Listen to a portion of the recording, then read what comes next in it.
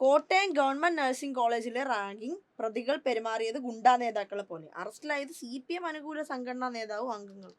പിന്നെ CPM-മായിട്ടോ SFI-യുമായിട്ടോ എന്തെങ്കിലും ബന്ധം ശരിക്കും ഉണ്ടായിരുന്നെങ്കിൽ ഇതല്ലേ പുകിലിവിടെ. മനോരമ ഇന്ന് കേരളം കത്തിച്ചേനെ. ഫുൾ പേജ് വാർത്തകളുടെ അയ്യരുകളി, സപ്ലിമെന്റ്, അങ്ങനെ മനോരമ മുഴുവൻ കേരളത്തിലെ റാഗിംഗ് നടത്താൻ വേണ്ടി മാത്രം CPM-ന് ഒരു സംഘടന ഉണ്ടെന്ന് അടിച്ചു വെച്ച് അത് ന്യൂസ് ചാനൽ പ്രൈം ടൈം ചർച്ച. കോളേജുകളെ കുരുതിക്കളമാക്കി CPM. എങ്ങനെ ടൈറ്റിൽ? ഇതൊന്നും നടന്നിട്ടില്ലല്ലോ. അപ്പൊ മനോരമ ഒന്ന് ഇട്ട് നോക്കിയതാണ്. തൽക്കാലം CPM ബന്ധം എന്ന് പറഞ്ഞു നോക്കാം. അത് തൂക്കി ആരെങ്കിലും വന്നാ ലാഭമായില്ലേ.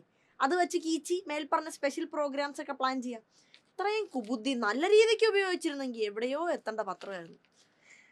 ഈ അടുത്ത് നടന്ന ബാക്കി വാർത്തകളിലും കൂടെ പത്രത്തിന്റെ ഒരു മൂഡ് നമ്മൾ നോക്കണം. എന്ന് വെച്ചാൽ കഴിഞ്ഞ ആഴ്ച എങ്ങാണ്ട് ഒരു പാവം പിടിച്ച SFI-കാരനെ KSU-കാർ തറയിലിട്ട് തല്ലിച്ചതച്ചിട്ട് അതിന്റെ ഭീകര വീഡിയോ വെളിയിൽ വന്നിട്ടും ഇതേ പത്രം കൊടുത്തത് SFI KSU സംഘർഷം എന്നാണ്.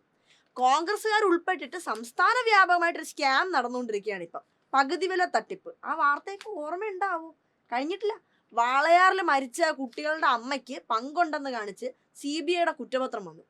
ഇപ്പം മനോരമയ്ക്കൊക്കെ CBI ആരാണെന്ന് പോലും അറിയാത്ത മൂടാണ്. പിന്നെ ഇന്നലെ മറ്റേ അദാനിക്ക് വേണ്ടി അതിർത്തി രക്ഷാ നിയമമൊക്കെ മോദിജി വേണ്ടെന്ന് വെച്ച സാഹചര്യം, അതൊക്കെ മനോരമയിൽ ഒരു മിന്നായം പോലെ കണ്ടാലായി. പക്ഷെ എവിടെ മോശപ്പെട്ട കാര്യം നടന്നാലും അതിലൊരു CPM ബന്ധം അത് നിർബന്ധ.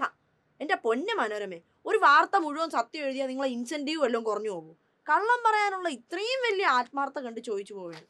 ഇതേ പത്രമാണ് പണ്ട് ഏറ്റവും നല്ല പത്രം എന്ന മൂഡിൽ തിരുവിതാംകൂർ രാജകുടുംബത്തിന്റെ കയ്യിൽ നിന്ന് പുട്ടുംകടലയും വാങ്ങിച്ചത്.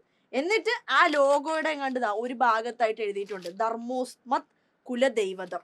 ധർമ്മമാണ് കുലദൈവമെന്ന്. സീത ഐറണി കേട്ടോ.